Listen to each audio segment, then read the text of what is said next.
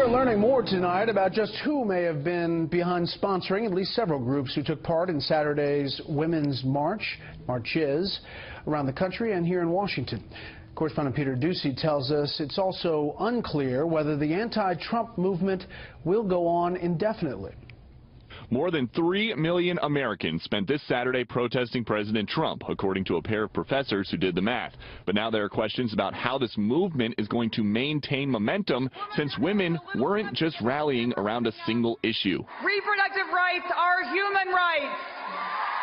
We reject the demonization of our Muslim brothers and sisters. Let's talk about the economy, because that's a woman's issue. Some conservative critics aren't sure there's enough cohesiveness there to keep bringing big crowds out to protest. We don't know if this movement's going to be a one-time deal or something that's going to be long-term, because as we know with liberal Democrats at this point, they've lost the direction of their party. But Democrats argue this kind of broad approach is working. They were saying that the issues that impact women impact the nation. The timing of these massive marches was puzzling to the new president, who tweeted, quote, "Watched protests yesterday, but was under the impression that we just had an election. Why didn't these people vote? Celebs hurt cause badly."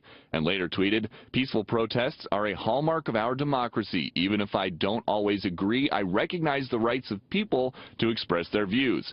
Their cause has been bankrolled, at least in part recently, by the liberal billionaire George Soros, who's donated millions of dollars to more than 50 of this weekend's participants, including Planned Parenthood, Human Rights Watch, and the NAACP. His group said today there have been false reports about Soros' involvement, adding, quote, "The Open Society Foundations support a wide range of organizations, including those that support women and minorities who have historically been denied equal rights." The Women's March makes a promise on its website, quote, "We work peacefully while recognizing there is no true peace without justice and equality for all." But all were apparently not welcomed on Saturday. We know of many of these pro-life groups who actually tried to apply. They were accepted at first for the march. And then afterwards, when they found out who these groups were, which were some of them were like life pregnancy centers, they were denied access to go into the march.